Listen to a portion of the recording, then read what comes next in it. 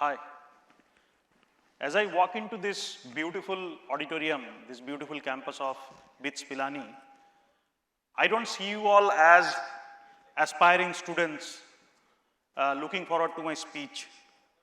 I don't see you all just a bunch of enthusiastic, energetic students sitting here and waiting for me. I see the future CEOs in you. I see the future change makers, the future decision makers, the future generation who will take their generation forward. Isn't it beautiful? While you set out to this beautiful world, let me share a couple of thoughts. These thoughts are purely based on my life lessons and my experiences. I think the first one is very exciting. The second one is not so exciting. The first one is, while you set out to this new world, this world is ready to welcome you, give you that opportunity to shape your ideas, your vision, your ambition, and build something unique to create your own mark. In this world, technology will give you the edge, the tool to build something and disrupt the world and create something unique. Capital will be available, accessible to you much easier way. The world will celebrate your win as well as your losses. How beautiful is this world? And I'm sure you all are going to rock there. But the second thought is that while you step into this beautiful world, the version of work-life balance you have grown up with is not relevant anymore. It's not that the work-life balance is not important anymore. It is because the structure of the work has completely changed. The work and life balance was designed earlier for a different world. And in today's world, work and life is constantly bleeding and blurring into each other. And in this new reality, if you still chase the old version of work-life balance, it will end up only having guilt, exhaustion, and frustration. So today, I am going to talk about three things. I am going to talk about why the old definition of work-life balance is outdated, what is the more realistic version of work-life balance today, which I call work-life rhythm, and what is that one thing I do to further sharpen my work-life rhythm in my life. Let's start. I think first let's understand why the old definition is not relevant anymore. The old definition actually was designed for a very different world. Work had a location, your life had a location. Once you left your work, you left that world. But the modern day, your phone is your office. The notifications on your phone, they are your office. Your ambition is your office. And to be very honest, that is not a bad thing, right? Working really, really hard is not a bad thing. Caring deeply about your personal life is not a bad thing. Something, building on your own ambition is not a bad thing. All of you want to do something bigger in life. Then the real question is, how do you still continue to build on your vision and ambition without losing yourself, without constantly fighting to find that balance? I think for that, we need to understand what are the different factors disrupting today's work-life balance. From the CEO's desk, I can tell you three things: speed, ownership culture, and communication. I'll repeat again: speed, ownership culture, and communication. Speed. I think today we know the world is moving very, very fast. Consumers are moving fast. The markets are moving fast. Your expectation from your organization is moving fast. And in that new, fast-moving world, you are constantly trying to adapt into the new expectation. And if you don't do that, you have the fear of falling behind. So you are constantly running to catch up, to stay relevant. The second thing is ownership culture. In today's workplaces, I see, it doesn't matter how many hours you work, but what is the quality of work you deliver with ownership. If you take the ownership and you deliver, the organization values you. Your performance matrix goes up. And the more ownership you take, fortunately, unfortunately, more work will follow. And the last one is communication. We know all of us having a powerful device in our pocket, which is a smartphone. And it is loaded with bunch of instant communication messages, right? Business communication and instant messaging are kind of blurring each other.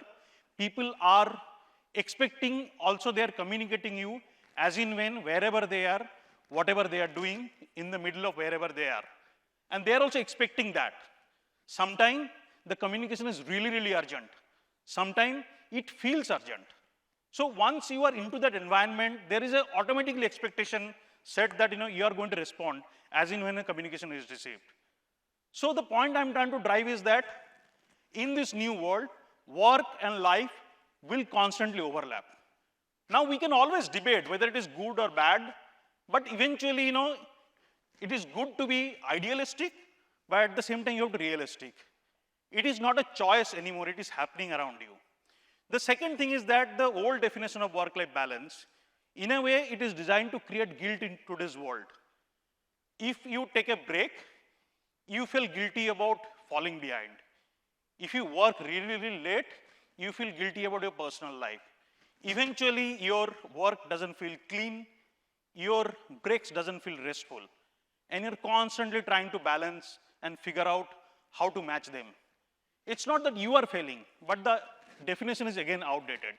The third and very important thing is that while you're working, you tend to take a break. But that break is also not a meaningful break in today's world. Sometimes people end up taking break, but eventually they're still scrolling through, still flipping between the screens, just that the form factor has changed from office to home, still staying active. And when you come back to your workplace, you still feel very heavy. The recovery is not happening. You're just taking break from time-wise. Now that we understood the problem with work-life balance, what is a realistic solution, right? We can always figure out a way to live through this and create a meaningful life. I think the biggest problem of work-life balance in the old definition is the word balance. Balance means you are always keeping two things separately away from each other and constantly trying to balance them. It is like both of them are fighting with each other to find out the right equilibrium. In my opinion, if we really want to survive in today's world, more than balance, you have to figure out rhythm. What is rhythm? Rhythm comes from music, where two different instruments coming together, playing their part, playing their role, and creating a very complementary nature. And instead of fighting with each other, they're winning together. So you need to bring your work and life together, create that rhythm, and win it together. So what does rhythm mean? Rhythm means work in intense phases, take a deliberate break, and do something which helps you to protect your identity over achievement. Sometimes we get confused between identity and achievement.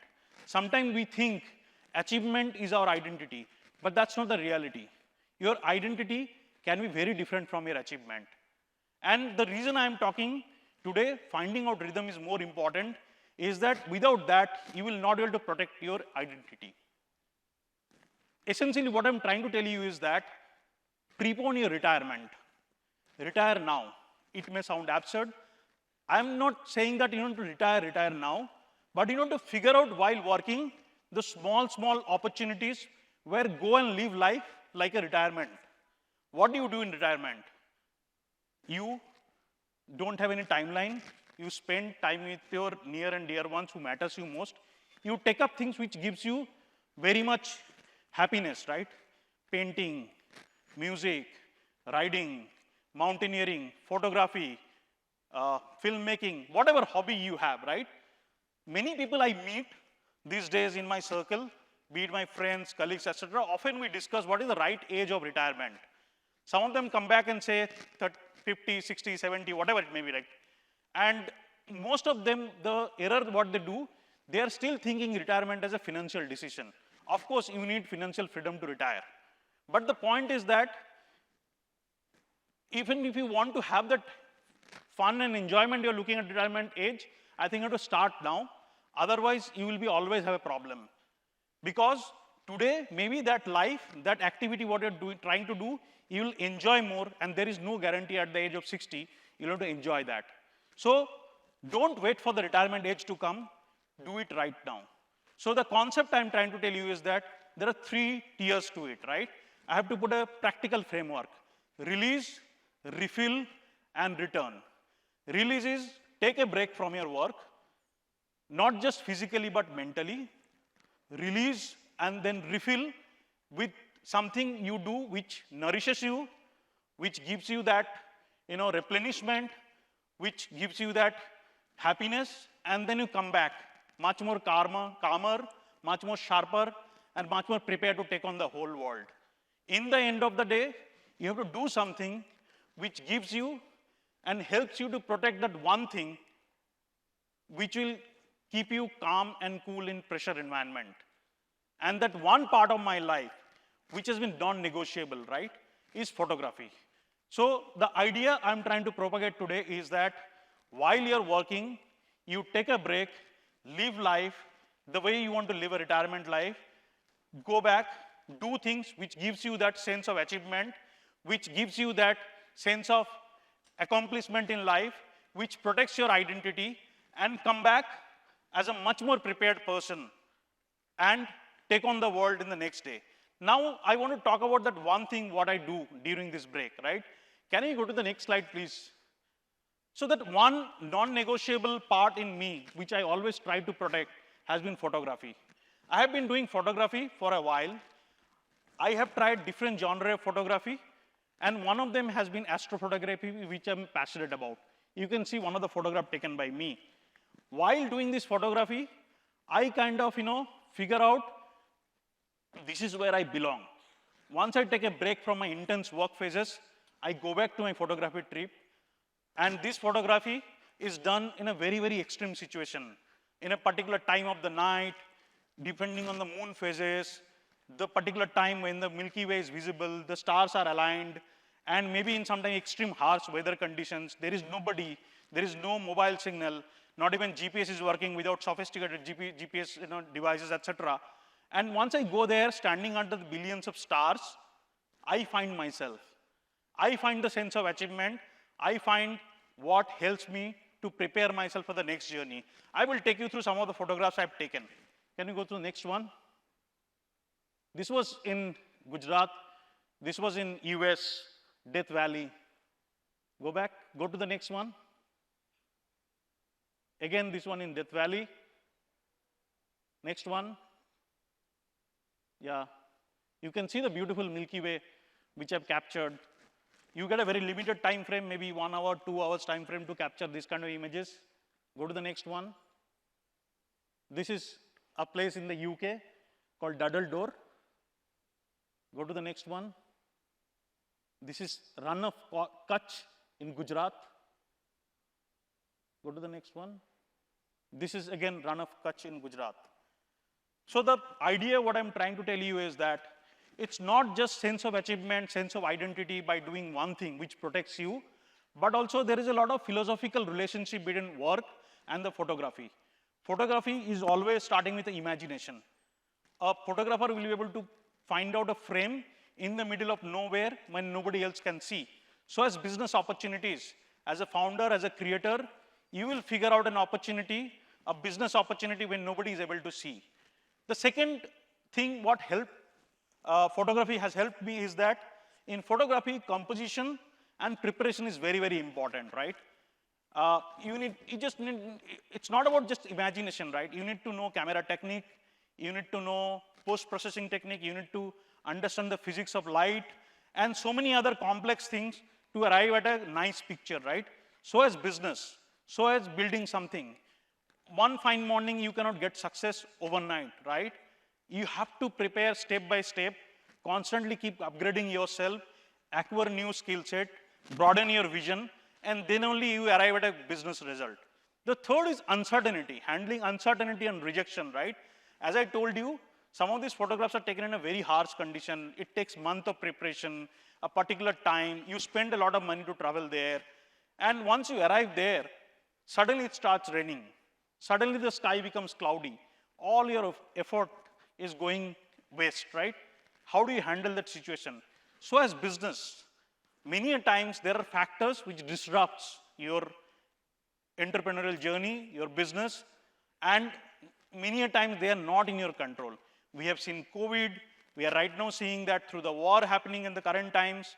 But then if you have certain things within you which you learn from other experiences like this photography, the way I handle that situation standing in the middle of nowhere, after so much of preparation, I think you'll be able to handle in real life those rejections also better, right? So in the end of the day, I want to conclude that this photography has helped me to go on a break every time I had intense work phases, come back with much more prepared, much more human, much more creative, and much more, evolved person as a human being.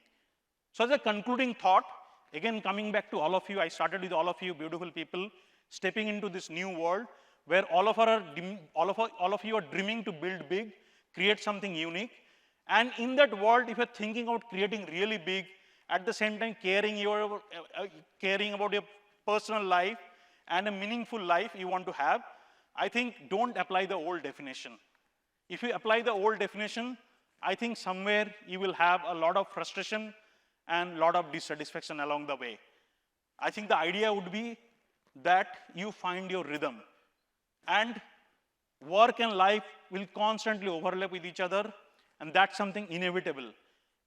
That's something not in your control, but finding out rhythm is always your choice. You can design your life, you can design your work and life in a way that you find out rhythm.